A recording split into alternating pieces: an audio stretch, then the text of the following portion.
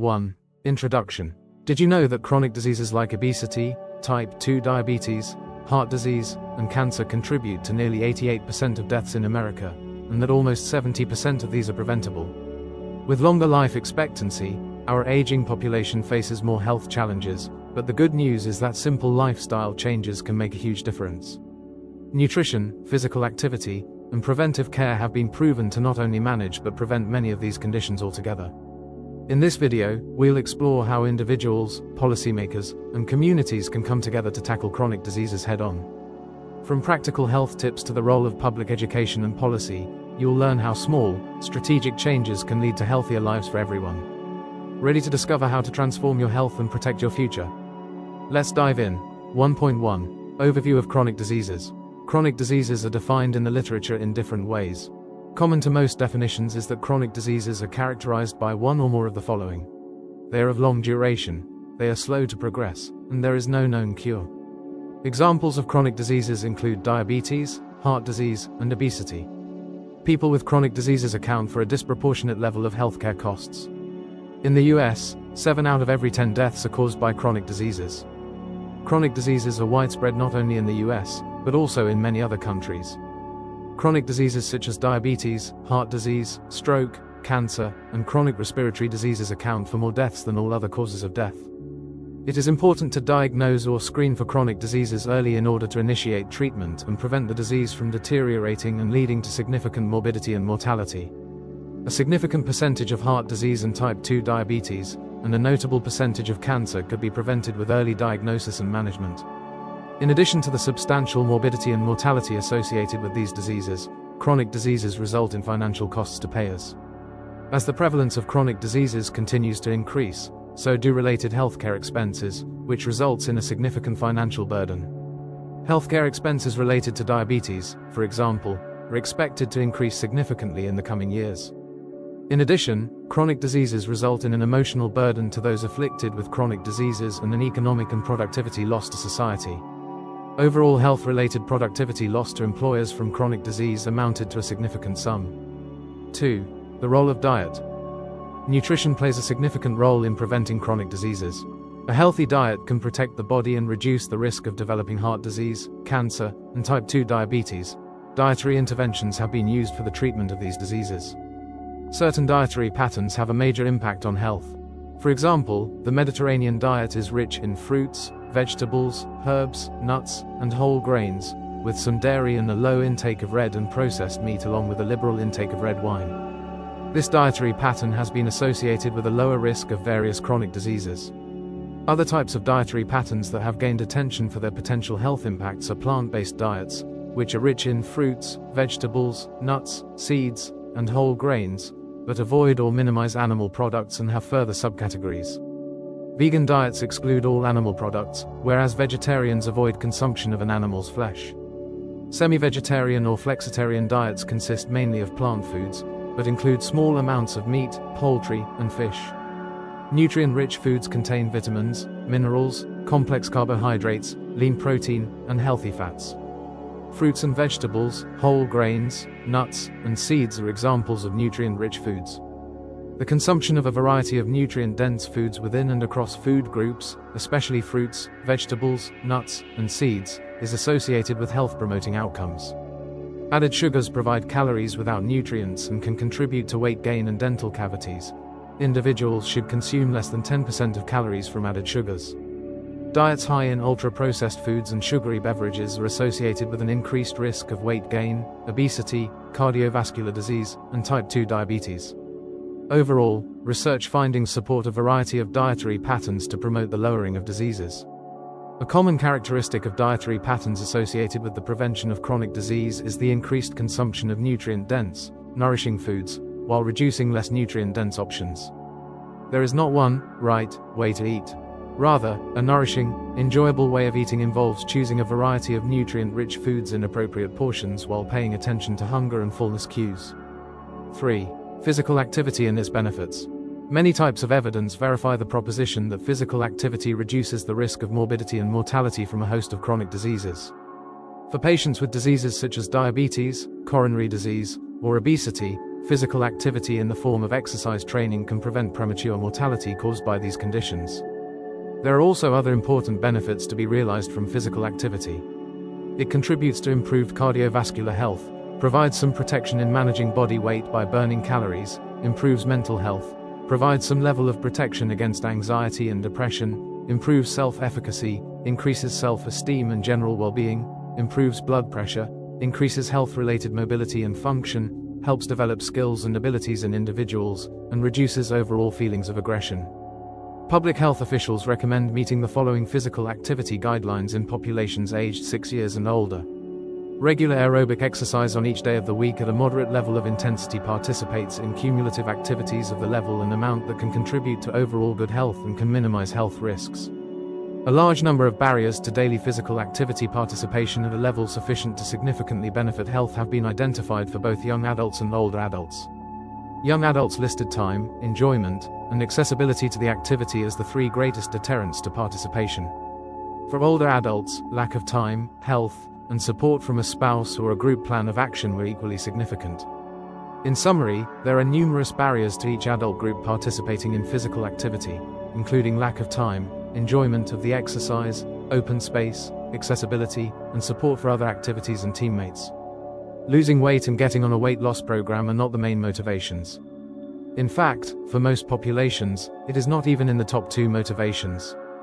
However, for persons with normal weight, excelling in weight loss competes with medical reasons, setting a personal goal based on both environment and personal attitude, losing an identity of a past self that cluttered their life, and hope of physical activity participation to either maintain or improve health were listed as the reasons to begin an exercise program. It showed a change that in post-exercise after losing weight, a percentage were interested in this particular area for personal weight loss or gain, for strength, to improve personal flexibility, for increased weight loss, and to increase cardio fitness.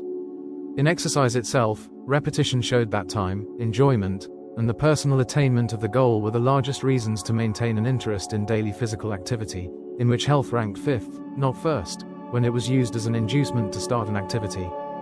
Physical inactivity is a major public health problem that needs to be addressed in societies of all economic levels. Promoting physical activity is a major focus for health promotion and disease prevention. Most of these activities are performed as part of a routine of daily living. Recommending physical activity is one of the cornerstones of health promotion, helping shape community environments that are supportive of physical activity and integrated into daily life is a population-based program. Individually, whether or not a person is physically inactive is influenced by personal reasons, social and economic factors, the physical environment, and knowledge about the benefits of participation. 3.1. Types of exercise. There are several different types and categories of exercise, and it is recommended that a person engage in all of these kinds to some degree. Aerobic exercise, also known as cardio, includes any sustained activity that increases the heart rate and breathing. Examples include walking, running, and biking. Strength training uses resistance of some kind to make muscles work harder and increase strength and/or muscle mass. This type of exercise is associated with an increase in muscle tone, often referred to as aesthetics. Flexibility exercise makes and keeps a person's body limber by stretching and lengthening muscles and is useful for maintaining good range of motion around the joints. Balance exercises can strengthen and stabilize a person's core muscles, which are responsible for most movement, and help prevent falls in older adults. All of these kinds of exercise are good and helpful in some way, and one is not necessarily more important than another. Aerobic. This provides the most powerful protective effects on many internal body systems. It can protect against belly fat and prevent it from building up by using calories, improve sleep quality, help prevent a range of chronic diseases, reduce blood pressure, prevent depressive and anxiety disorders, boost the immune system, and improve memory. Recommendations. This should be done in bouts of 10 minutes or longer, at least at a moderate intensity, at least 150 minutes a week or 75 minutes of vigorous intensity a week. Strength training. This is a top whole body workout, developing muscle strength, endurance, power, and tone. It helps to reduce and sometimes prevent many chronic diseases, including back and arthritis pain. Older adults who do regular strength exercises have a lower risk of falling. Recommendations. It is advised to do this at least 2 days a week. Flexibility. This is helpful for stretching your body, alleviating tightness and preventing stiffness. Balance. This is helpful for your ability to control and maintain your body's position, whether stationary or in movement. Both flexibility and balance workouts usually come in the form of yoga or Pilates. It is recommended to do this at least 2 days a week, and as often as every day. Many people don't find walking, jogging, or swimming for its own sake particularly exciting, but they rarely bore, and that's striding itself. You can amuse yourself by making a pass at something you won't get multiple hours a week by choosing exercise that varies in nature and intensity. 4. Stress management and mental well-being. Looking at psychological processes related to chronic diseases, researchers have found that chronic stress often leads to negative physiological responses in the body. For example, chronic stress tends to elevate the level of a type of white blood cells known as monocytes. These blood cells move to damaged body tissue and help cause inflammation. It is thought that this inflammation can contribute to the development of arteriosclerosis, such as the hardening of arteries. Chronic stress can also cause the body to release extra glucose, increasing the risk of developing type 2 diabetes. Thus, managing stress and avoiding chronic, continuous stress is an important factor for preventing or mitigating chronic disease. If there is no way to change the sources of stress, many stress symptoms and illnesses can be prevented with stress management. Stress management can take the form of mindfulness, dance, and meditation or of physical relaxation exercises. Relaxation exercises may help women who have just been informed that they may have breast cancer to prevent anxiety. Nevertheless, your friends or your significant other are probably the ones who help you. The concept of mental well-being is related to mental health. Research has suggested that the benefits of mental well-being may extend beyond positive mental health to physical health, including reduced potential for chronic diseases like insufficiency, myocardial infarction, and death from cancer or heart failure, even when controlling for variables such as smoking, physical activity, diet, and body mass index. These findings are directly related to the relationship between emotional health, stress, and characteristics such as different manifestations of these features have different physical health effects. Also, people become ill through myriad networks of etiology. The concept that the well-being of individuals can promote other useful operations is important. For example, life and family stresses and negative emotional reactions increase both the risk and the severity of coronary heart disease. Modern, integrative methods that take account of these and other aspects of emotional and physical health are called holistic medicine, which shows that the whole person reflects how the person feels. Holistic treatments that teach people to manage emotions and breathe, engage in physical activity, eat well, and sleep may prevent chronic disease or may help alleviate chronic disease symptoms and disorders. 5. Sleep and its importance. Sleep is one of the most important lifestyle factors affecting our health. Not only does sleep ecosystemically manage how we function in terms of our energy and focus, it also promotes many health-associated bodily processes. The body engages in expansive recovery efforts and maintenance activities during the sleep cycle. From a metabolic viewpoint, the distillation of metabolic byproducts is rapidly expedited, and the nervous system, governed by an autonomic process, optimizes the energetic constitution of the body. If the body's functioning systems are not valued, for instance during periods of sleep deprivation, excess waste products and potential toxins can accumulate and detrimentally affect overall health. These effects are particularly evident in overall metabolic function, as health detriments of sleep deprivation include impairments in glucose homeostasis, increased stress reactivity, and an impact on appetite-regulating hormones, indicating that sleep deprivation is also contributing to the metabolic problems leading to a cascade of events eventually leading to the development of chronic metabolic conditions. Sleeping less than 6 or more than 9 hours is linked to obesity and cardiovascular disease. Low sleep can contribute to metabolic diseases and diabetes risk. After reviewing several sleep-related studies across different cultures, new sleep duration intervals have been recommended. It is claimed that school children and teenagers need more sleep, while young adults and people aged 26 to 64 need about 7 to 9 hours of sleep a night. People over the age of 65 may only need 6 to 7 hours of sleep. Sleep hygiene refers to a variety of practices that are necessary for high quality of rest and full routine sleep-wake cycles. These include developing a daily bedtime schedule and consulting with a doctor to regulate routine, preventing all sources of bright lighting in the sleep area, and creating a dark and relaxing environment for rest, removing any equipment believed to be connected with insomnia, and having a full dining experience 2 or 3 hours before bedtime to avoid digestion issues and improve sleep. The process of being alive is affected by the society in which someone lives, food, drinks, and lifestyles, and in the Western world. Detection of sleep patterns is related to society's sleep culture inside or outside of the United States, regardless of the location. The electricity has made the Industrial Revolution and the spread of electricity 24/7 a reality for most adults in Western culture. However, if an individual is unable to catch up on the amount of sleep required on a regular night, the impacts of sleep deprivation are expected to affect overall health. As we conclude, it's clear that chronic diseases are not inevitable.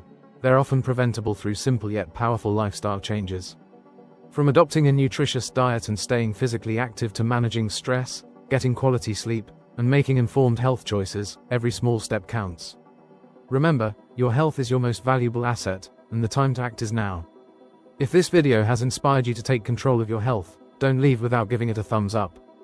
Let us know in the comments which habit you're planning to focus on first, or share your own health tips. And, of course, hit that subscribe button and turn on notifications to join our community and stay updated with more life-changing health content. Together, let's build healthier, stronger lives. See you in the next video.